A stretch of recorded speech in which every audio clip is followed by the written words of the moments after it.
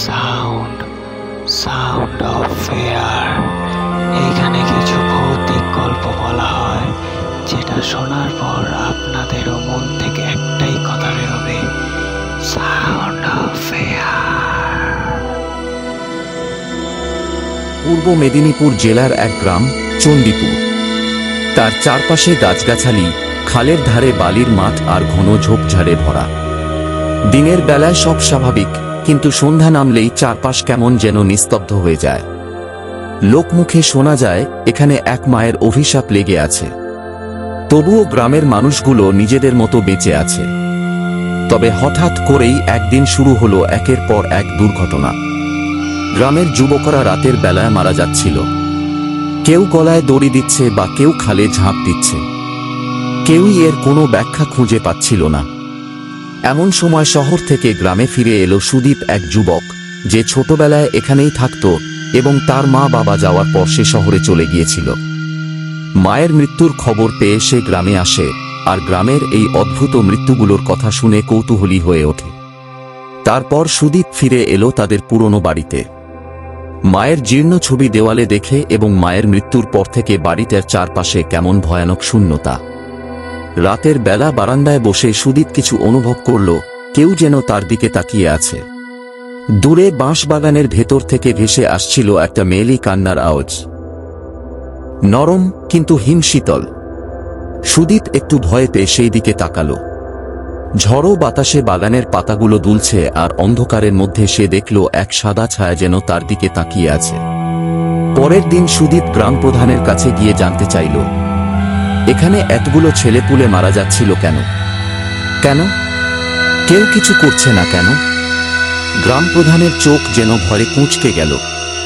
তালে শোন সুদীপ, ওগুলো দুর্ঘটনা নয়, ওসব ওর মায়ের কাজ। সুদীপ চমকে উঠল। মা মানে? প্রধান ধীরে ধীরে বলল, প্রায় 20 বছর আগে তোমার বাড়ির পাশের দিকের ঘরে থাকত এক বিধবা বউ আর তার বাচ্চা। ওর স্বামী মারা গিয়েছিল। গ্রামে কাজ করত, অনাহারে অর্ধাহারে দিন কাটাত। এক রাতে গ্রামের কিছু ছেলে মিলে ওর ঘরে ঢুকে কুৎসিত কাজ করল। বাচ্চাটাকে মেরে ফেলল আর ওকে বাঁশবনে ঝুলিয়ে দিয়েছিল।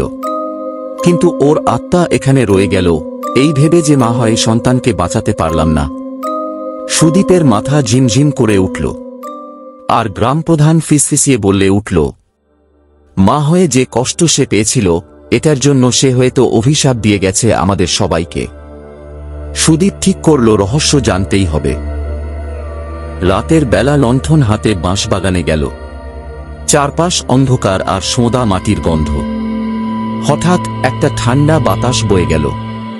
সুদীপ দেখল এক সাদা শাড়ি পরা মহিলা মাটিতে বসে কাঁদছে। তার চুল এলোমেলো, মুখে ঘোমটা ঢাকা। কে কে তুই?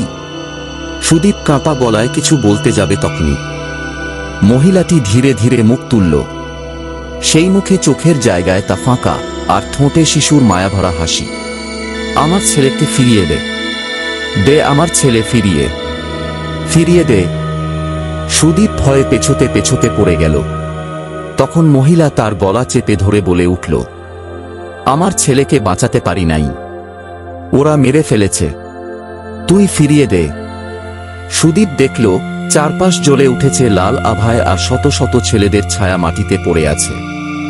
এক মা তার কোল খালি নিয়ে কাঁদছে আর বলছে, তাদেরকেও আমি কাঁদাবো, সবাইকে কাঁদাবো। তার পরের দিন সুদীপ গিয়ে গ্রামের পুরনো শ্মশান খুঁজে বের করল, যেখানে মায়ের সাথে সন্তানকে মাটিচাপা দেওয়া হয়েছিল। এক বৃদ্ধ বলল, যদি ওই বাচ্চাটার কঙ্কাল তুলে মায়ের কোলের কাছে রেখে আসো, তাহলে হয়তো শান্তি পাবে, নইলে কেউ রেহাই পাবে না। সুদীপ রাতের অন্ধকারে শ্মশানের মাটি খুঁড়ল আর এক খড়ের পুটলোর মতো শুকনো কঙ্কাল বেরিয়ে এলো। সেই সময় শ্মশানের ভেতর থেকে শীতল হাওয়ার সঙ্গে সেই মায়ের ছায়া বেরিয়ে এসে দাঁড়াল। আমার ছেলে, সে ফিসফিস করে বলল। সুদীপ ভয়ে ভয়ে কঙ্কালটা তার দিকে বাড়িয়ে দিল। মা ধীরে ধীরে কঙ্কালটা জড়িয়ে ধরল এবং তারপর হঠাৎ জোরে চিৎকার করে কেঁদে উঠল। চারপাশে অজস্র শিশুর কান্না আর মায়ের আহাজারি শোনা গেল। আমি চলি, কিন্তু আমার অভিশাপ কেউ ভাঙতে পারবে না। মহিলার ছায়া কুয়াশার মতো মিলিয়ে গেল অন্ধকারে, আর তারপর থেকে আর কোনো অদ্ভুত মৃত্যু হয়নি। সুদীপ ভেবেছিল সব শেষ, কিন্তু একদিন সে ঘরে ফিরতে গিয়ে শুনল একটি ছোট বাচ্চার কণ্ঠস্বর ডাকছে, বাবা বলে। সুদীপ কাঁপতে কাঁপতে জানলার দিকে তাকালো। সেখানে দাঁড়িয়ে আছে সেই বাচ্চা ছেলেটা, আর তার পেছনে তার মা, যার ঠোঁটে সেই একই মায়াভরা হাসি। সুদীপের বুকটা কেঁপে উঠল। কোথায় যেন আবার শুরু হলো এক নতুন অভিশাপের গল্প, কিন্তু তার মুখ দেখে একটা কথা মনে হলো, এক মা সন্তানের জন্য সবকিছুই করতে পারে, কিন্তু সেই মায়ের মনের যন্ত্রণা যদি থামানো না যায়, তবে সেই ভালোবাসা হয়ে যায় অভিশাপ।